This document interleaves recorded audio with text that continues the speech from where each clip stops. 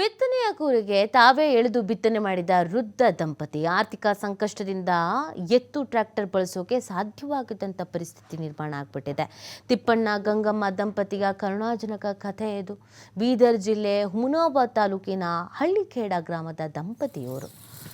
ಕೂರಿಗೆಗೆ ಹೆಗಲು ಕೊಟ್ಟು ಹೊಲದಲ್ಲಿ ದುಡಿದ ವೃದ್ಧೆ ಗಂಗಮ್ಮ ಅಲ್ಪ ಸ್ವಲ್ಪ ಪಾಲಿನ ಜಮೀನಿನಲ್ಲಿ ಕೃಷಿ ಮಾಡಿ ಜೀವನ ಸಾಗಿಸ್ತಾ ಇದ್ದಾರೆ ದಂಪತಿ. ಸ್ವಂತ ಮನೆ, ಜಮೀನು, ಸರ್ಕಾರಿ ಸೌಲಭ್ಯಗಳು ಇಲ್ಲ ಅಂತ ಕಣ್ಣೀರಿಟ್ಟಿದ್ದಾರೆ ವೃದ್ಧೆ. ಮೊದಲು ಉದ್ದು ಬಿತ್ತನೆ ಮಾಡಿದ ತಿಪ್ಪಣ್ಣ ಗಂಗಮ್ಮ ದಂಪತಿ ಮಳೆ ಕೊರತೆಯಿಂದ ಮೊಳಕೆ ಬರದ ಹಿನ್ನೆಲೆ ತೊಗರಿ ಬಿತ್ತನೆ.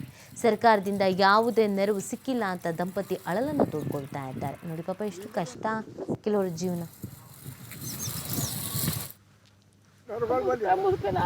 ಮಾಡ್ಬೇಕು ಮಾಡತ್ರ ಹೊಟ್ಟೆ ತುಂಬಲ್ಲ. ಈ ದೊರ್ಗದ ಕಿಲ್ಲಿ ಅದಾವ್ರ ಮನೆ ಇದು ಅರ್ಧ ರೀ ಅರ್ಧ ಅದಕ್ಕೆ ಕೊಟ್ಟಿದ್ರಿ ಮಾಡಿದ್ರು ಒಯ್ದು ಹಾಕ್ಬೇಕು ಅವ್ರ ಮನೆ ತನ ಹಾಕಿದ್ರು ನಮ್ಗೆ ಇಸ್ಕೊಡ್ತಾರೆ ಅವ್ರು ಇಸ್ಕೊಡ್ತಾರೆ. ಆದ್ರೆ ತೊಗರಿ ಹಾಕಿದ್ವಿ ಆಗಿಲ್ಲ. ಈ ವರ್ಷ ಏನು ಮಾಡ್ತಾರ ದೇವ್ರಿಗೆ ನನಗೆ ಕಷ್ಟ ಹೊಂಟದ, ಕೈಲಾಗಲ್ದು ಹೇಳಿಲ್ಲ. ಹಂಗೆ ಹೆಂಗಾರ ಮಾಡ್ಕೊಂಬರತ್ತು ಮಾಡತ್ತೀವಿ.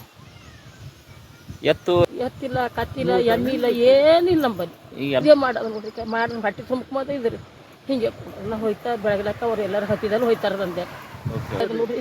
ಹಿಂಗೆ ಮಾಡತ್ತೀವಿ, ಹಿಂಗೆ ಮಾಡ್ಬೇಕು. ಮಾಡಿದ್ರೆ ಮಾಡಿಲ್ಲ ಈ ವರ್ಷ ಇದಿಟ್ಟೆ ಮಾಡಿದೆ. ಇದ್ದಿನ ಹೊಲ ಕರಿ ಹೊಲ ಹಾಕಿಡಾರ ಅಂತ ಹೇಳಿ ಸುಮ್ಮನೆ